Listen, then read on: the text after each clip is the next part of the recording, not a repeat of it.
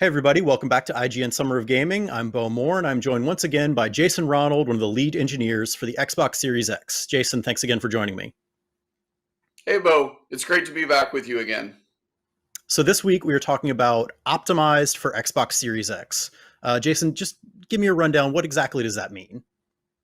Sure. So, in its simplest form, optimized for Xbox Series X means that a developer has actually designed and built a title to take full advantage of all the power and the capability that we've delivered with Xbox Series X. And we really think about it in two categories of content. First is games that are natively designed and built for Xbox Series X. These are games that are coming to the platform, games like Halo Infinite or Assassin's Creed Valhalla, or even games that are exclusive to generation, such as The Medium or Scorn. And then we also have a series of titles that are actually going back and reopening the game to enhance the game for next generation, such as Gears 5 or Destiny 2, where they're actually going back and doing dedicated engineering work to really tailor the game for the Xbox Series X.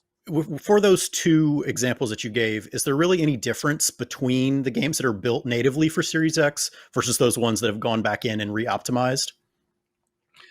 Not really. I mean, ultimately, what it comes down to is how do developers want to take full advantage of the power of Xbox Series X? And for games that were really designed to push those next generation boundaries, a lot of times they make different design decisions or different content decisions to really make sure they're taking full advantage of that. Whereas for titles that have already previously been released on, say, Xbox One, they're really looking at optimization opportunities as opposed to going back and rebuilding the game from scratch. Really just break down for me what it means to be optimized for Series X. What's the main difference between playing a game that has that optimized for Series X tag versus one that doesn't? That's a great question. When we really think about what it means to be optimized for Xbox Series X, we put it in three buckets. So first is titles that are really pushing the visual fidelity further than you've ever seen before. So this might be higher resolution games. This might be more dynamic living worlds, much more vibrant. They might take advantage of something like DirectX ray tracing or one of the many features that are part of DirectX 12 Ultimate, like variable rate shading and mesh shaders, to really push that visual quality bar. The next area is on frame rate.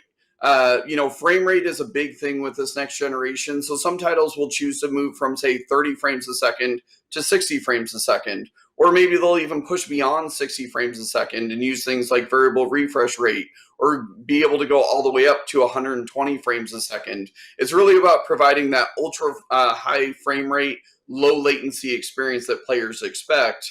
And then the last area is really leaning into the Xbox Velocity architecture and what that can really take advantage.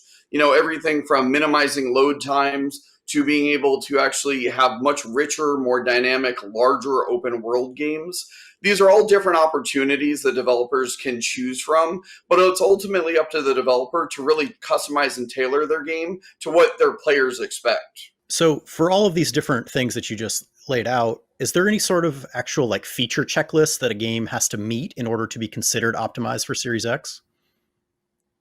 We don't dictate game design. We're really about enabling developers and really empowering them to deliver on their creative vision. So as long as they're designing the game and building the game on the Xbox Series X development platform and really tailoring it to take full advantage of it, we really give the flexibility and the creativity to our partners to really build the best game possible for players.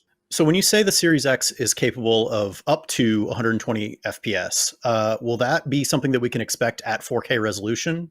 So we are up to 120 frames a second with 4K. Some developers will choose to use techniques like dynamic resolution scaling because they want to maintain that rock solid frame rate and they'll prioritize frame rate over resolution. There's other games that will absolutely deliver 4K at 120 frames a second. So it's about the flexibility and the capability that we put in developers' hands. Just like today, you have some games that say maybe have a performance mode and a visual or an image quality mode. Some titles will choose to do that as well. So it's really about that flexibility from a developer's perspective. So for the games, for the developers that are going back to update their games, what kind of development work really goes into taking a current gen title and giving it that extra bit of polish to make it an optimized for Series X game? We really designed this to be as easy as possible for developers. And if you look at some of the things that we shared earlier this year, when we worked with the Coalition as an example, it took them about 2 weeks to get their existing Gears 5 game up and running on Xbox Series X. And with all the extra power that was available to them, it was very easy for them to start enabling a bunch of features that either they had prototyped initially or maybe that were only possible on the PC. And then it's really about how do I squeeze as much performance out of the platform as possible, or what are the opportunities that I really want to go dive in on. And so far, what we've seen so far from all our partners building games on Xbox Series X, we're really excited by the early results that they're already seeing. And it's really exciting to see how far they're going to be able to push the envelope from what you've seen in traditional games. So is optimized for Series X something that we can expect to see on every single first-party Xbox game going forward? So, as we've said, like all of the Xbox Game Studios games moving forward will work both on Xbox One as well as Xbox Series X. And our first party studios are absolutely pushing the boundaries. And there's some exciting opportunities with, for example, previous games that have already been released, like Gears 5, which we talked about. But I'm really excited when we can start showing some of the things that are happening with Halo Infinite, where they've really designed the game with a lot of the capabilities with Xbox Series X in mind. And we're excited to share more of that later this year. Cool. Well, thank you so much for joining me, Jason. And for more Xbox Series X, keep it right here on IGN.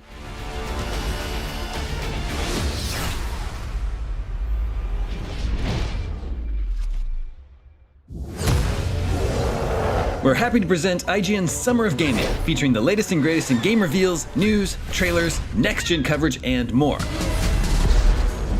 Our month-long event features our first ever series of IGN Expos, where you'll get first looks at world premiere game trailers, exclusive game demos, and interviews you won't find anywhere else. IGN's Summer of Gaming, only on IGN and IGN One on Samsung TV Plus.